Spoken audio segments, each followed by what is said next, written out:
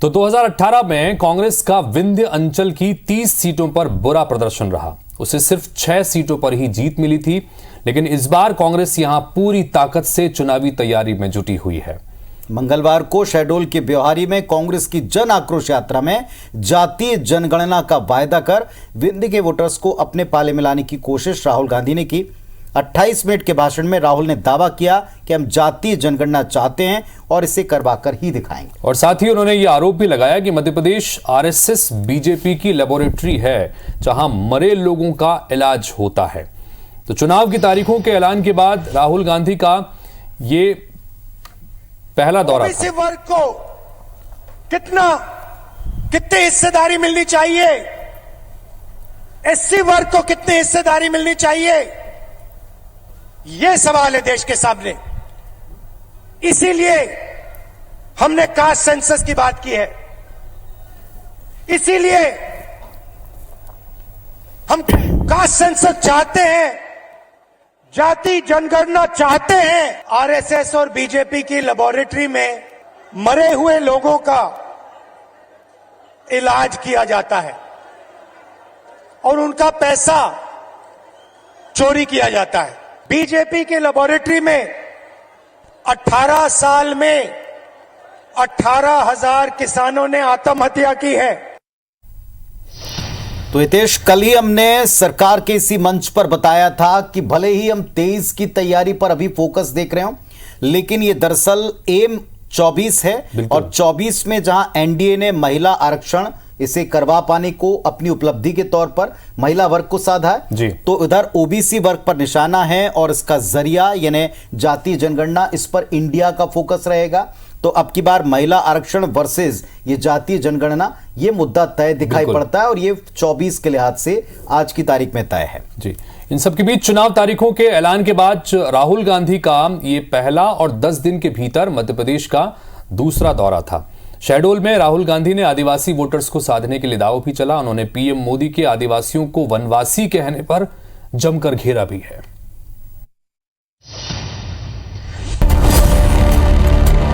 चुनावी बिगुल बजते ही एमपी में एक बार फिर से आदिवासी और वनवासी पर सियासी रार शुरू हो गई है। कांग्रेस नेता राहुल गांधी ने प्रदेश के सुदूर आदिवासी अंचल शहडोल के ब्योहारी में सभा की और बीजेपी और पीएम मोदी पर जमकर हमला बोला।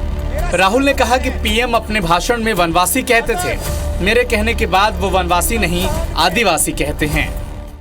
आप ये वनवासी शब्द कभी फिर से प्रयोग मत करो। अब आप देखिए नरेंद्र मोदी जी का भाषण देखिए, अब वो वनवासी नहीं कहते, अब वो आदिवासी कहते हैं। मुंह से आदिवासी शब्द निकलता है, दिल में वनवासी शब्द है। भाइयों और बहनों, हमारी नीयत साफ है, दिल से आदिवासी, दिमाग से आदिवासी, मुंह से आदिवासी। राहुल गांधी का आदिवासियों के बारे में बात करना कोई नई बात नहीं है। विधानसभा चुनाव में राहुल गांधी ने वनवासी और आदिवासी पर बयान देकर बहस छेड़ी थी। अब एमपी विधानसभा चुनाव में राहुल गांधी ने एक बार फिर से आदिवासी बनाम वनवासी की बहस छेड़कर बीजेपी को घेरने की कोशिश की है। इधर देश और प्रदेश में सत्तारूढ़ बीजेपी कहां चुप बैठने वाली थी। राहुल गांधी का बयान आते ही बीजेपी ने राहुल पर हमला करना शुरू कर दिया। मैं बार बार इस बात को कहता हूं कि कांग्रेस के खून में आज भी अंग्रेजों के जीन्स हैं, फूट डालो राज करो। सुना होगा, वो कह रहे हैं कि आदिवासी अलग है और जनजाति अलग है, वनवासी अलग है।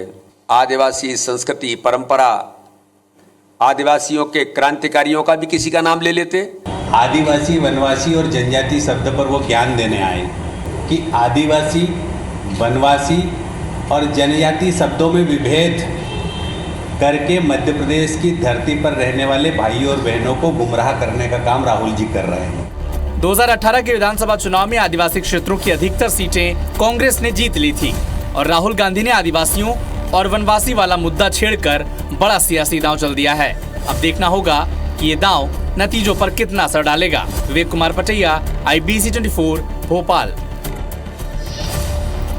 तो आखिरकार जिस जगह पर गए हितेश, वो आदिवासी बहुल इलाका, मध्य प्रदेश में देखें, छत्तीसगढ़ में देखें, आदिवासी बहुल इलाका, तो आदिवासी शब्द पर और इस वर्ग को लेकर इतनी राजनीति क्यों, जरा इस बात को भी दर्शकों तक पहुंचाते हैं, समझाते हैं। तो विधानसभा चुनाव के लिहाज से जरा आप देखें, विधानसभा चुनाव जो पूरा कार्यक्रम आया, मतदान 17 नवंबर को, नतीजे 3 दिसंबर को आने हैं, ये बात आप देख रहे हैं। इसीलिए इस वक्त बार बार याद दिलाए जा रहे हैं, मुद्दों की बात की जा रही है, किसका कितना असर होगा ये बात की बात है, लेकिन जरा फैक्टर क्या है इस पर भी नजर डालते हैं। आदिवासी फैक्टर की जिसका हम जिक्र कर रहे हैं, आदिवासी फैक्टर की बात करें तो करीब करीब 1.5 करोड़ की आबादी है और इस पे 23% एसटी हैं।